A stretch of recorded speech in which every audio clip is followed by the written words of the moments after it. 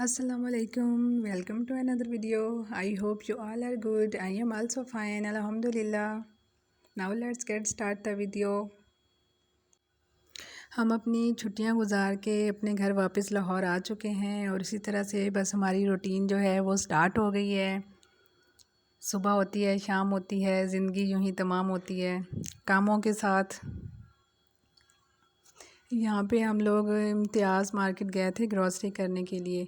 तो बच्चों ने कहा था कि हमने भी साथ जाना है, तो इनके पापा ने कहा ठीक है कि फिर आप भी साथ चलें, अकेले बच्चे तो फिर मुझे तंग करेंगे।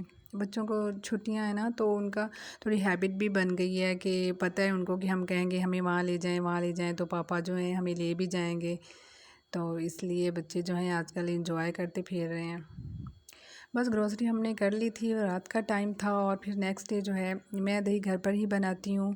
तो इस तरह से सुबह नमाज़ पढ़ने के बाद कुरान पाक की तिलावत करने के बाद मैं सीधा किचन में आ जाती हूँ। जो रात के काम छोड़े होते हैं वो करती हूँ, मोस्टली तो करके ही सोती हूँ मैं। तो यहाँ पे इतना प्यारा घर पे मैं दही बनाती हूँ ना, इतना मीठा होता है, क्योंकि जो मार्केट का दही होता है ना वो बच्चे नहीं खा सकते। अभी भी मेरे बड़े बेटे की जो हैबिट है वो बन गई है घर का दही खाने की, लेकिन जो छोटे वाला है वो नेस्ले की ही दही खाता है। तो बस उस हिसाब से फिर जो है ना मैं दही थोड़ा सा ही बनाती हूँ।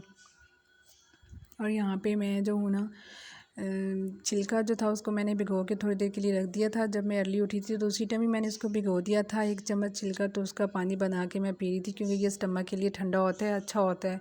तो ये मैं पीती हूँ, क्योंकि पिछले दिनों मुझे ईद से पहले और ईद के बाद मुझे काफ़ी फ़ीवर था, क्योंकि ब्लड में इन्फेक्शन हो गया था। तो उसकी वजह से एंटीबायोटिक जो है वो मैं मॉर्निंग और इवनिंग खाती रही हूँ ना, तो उस वजह से ना स्टमक हीटअप हो गया।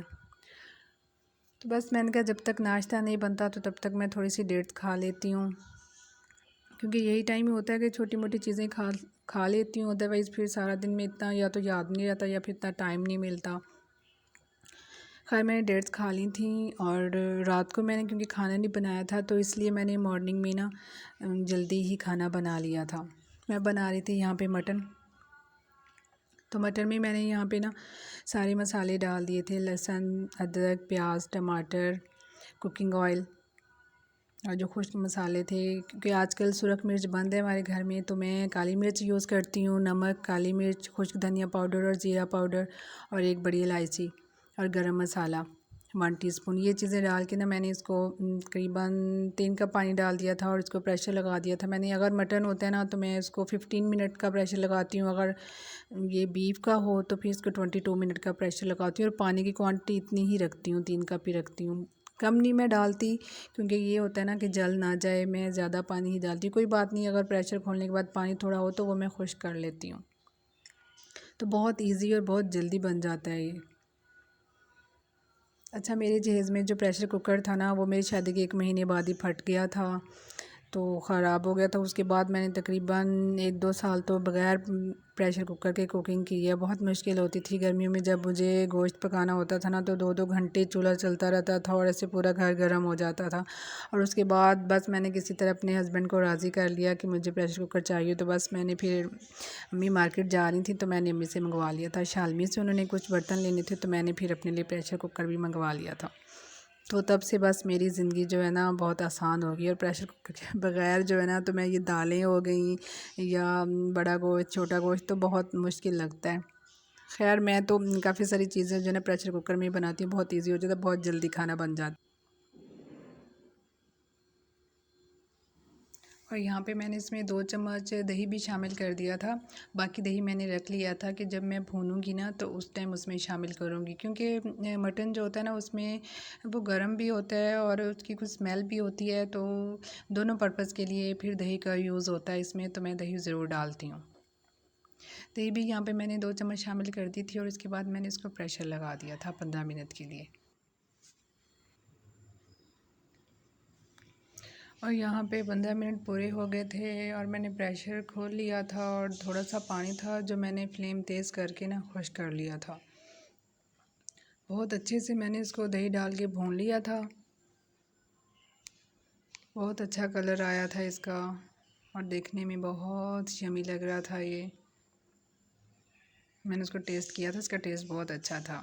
इसके बाद मैंने इसमें 2 कप पानी डाल के ना इसका शोरबा बना लिया था, क्योंकि शोरबे वाला सही रह जाता है।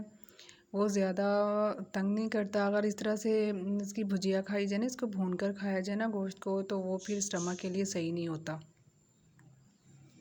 बस उसके बाद मैंने रोटी बना ली थी। पराठे आजकल बंद हैं और रोटी ही बनती है मक्खन वाली, यानी कि मैं जब उसका पेड़ा बनाती हूँ ना तो उसके अंदर मक्खन लगा लेती हूँ, और बाद में जब उसको मैं पका लेती हूँ ना तो फिर उतार के उसके ऊपर मक्खन लगा लेती हूँ। यानी कि मक्खन वाली रोटी चल रही है आजकल नाश्ते में, पराठे बिल्कुल बंद हैं। ये देखें, इस तरह से मैं नीचे उतार के ना तो इसके ऊपर मक्खन लगा लेती हूँ।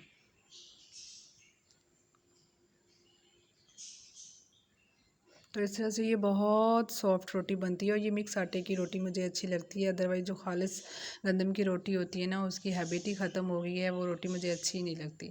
खैर, नाश्ता वाश्ता यहाँ पे हो गया था, और उसके बाद मैं बच्चों को नहला दिया था। टाइम से नहला देती हूँ उनको। नहलाने के बाद मैंने ख़ुद भी शावर ले लिया था, चेंज कर लिया था, और उसके बाद मैंने जो है ना अपनी क्लीनिंग कर ली थी।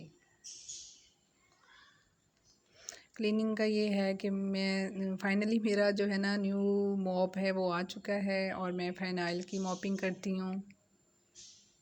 तो बस खड़े हो के मॉपिंग करने की हैबिट बन गई है, तो बस खड़ी हो के ही मॉपिंग होती है। अदरवाइज़ बैठ के पोछा लगाने का तो सवाल ही पैदा नहीं होता। बहुत मुश्किल लगता है, ऐसे लगता है कि पॉसिबल ही नहीं है कि बैठ के भी मैं कभी पोछा लगा सकूँगी। इससे ये होता है, काफ़ी लॉन्ग स्टिक है मॉप की। इससे ये होता है कि ना नीचे तक आप बैठ के ना क्लीनिंग हो जाती है। यहाँ पे बेटा बैठा मेरा, जो ना अपने ब्लूबेरी उठा के ना फ्रिज से तो बैठ गया था बेड पे कि मम्मा मैंने ये खाने हैं। उसको लगा कि ये बहुत ही कोई मतलब यमी चीज़ है और मैं इसको खा पाऊँगा, अदरवाइज़ नहीं, इससे कुछ भी नहीं खाया गया। ऐसी चीज़ें नहीं खाते बच्चे।